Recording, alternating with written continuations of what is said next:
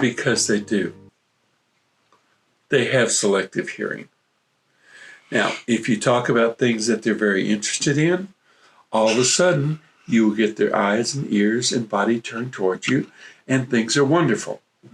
If you talk about things they're not particularly interested in, I don't know how many of those sensory inputs are going to be available at that moment. It is very much in terms of ADHD issues, those differences in the brain about what those stimulation centers are not working very well. It's not consistent. And so when there's something of interest, it sparks it. It's kind of like a big jolt. And all of a sudden I can pay attention and be interested and be involved and do things for a long time. When it's not so interesting, not so much. They hear the first part and they really never hear the rest of it. And so most of what we say is really either heard quickly because we say it in the beginning, or it's lost.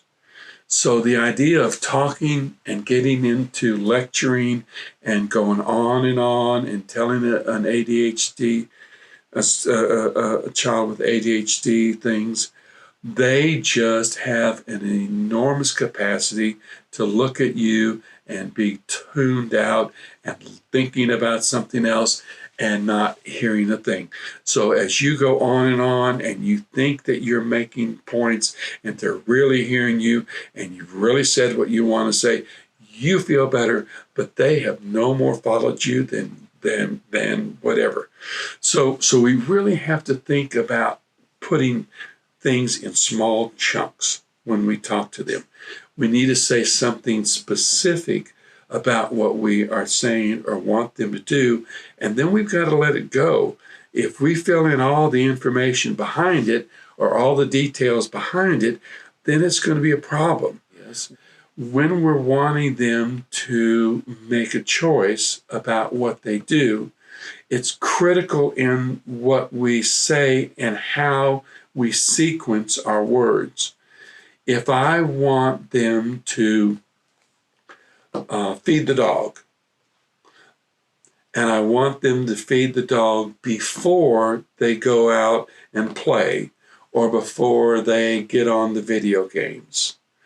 If I say to them, feed the dog and then you can go play on the video games. Think about what an ADHD teenager is going to hear. They're going to hear feed the dog. Well, if I don't like feeding the dog, or it's not high interest or priority or value to me, I'm going to kind of go, And the part about the video game part, I'm really never going to hear or recognize what that means. So there's not much interest or value in feeding the dog because I don't hear the payoff. So what I'm going to do, I'm going to flip that with ADHD, kids with ADHD. I'm going to say, you can play your video games after you feed the dog.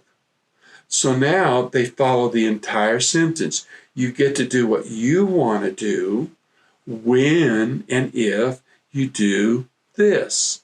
So now instead of getting half the sentence where they don't want to do it anyway very much, and then I have to put a lot more energy and effort into getting them to do it, they literally hear the whole process. You get to do the fun stuff, the interesting stuff, the valued stuff, and that allows them to go all the way to the end of the sentence. And then the likelihood of getting that done goes way up.